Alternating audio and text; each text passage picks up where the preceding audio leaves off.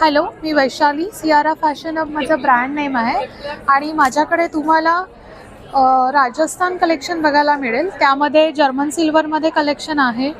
हे असे अँटिक असे नेकलेसेस आहेत. त्यानंतर रजवाडीमध्ये आमच्याकडे व्हरायटी आहे. क्रिस्टल्समध्ये सुद्धा लॉंग सेट बघायला मिळतील.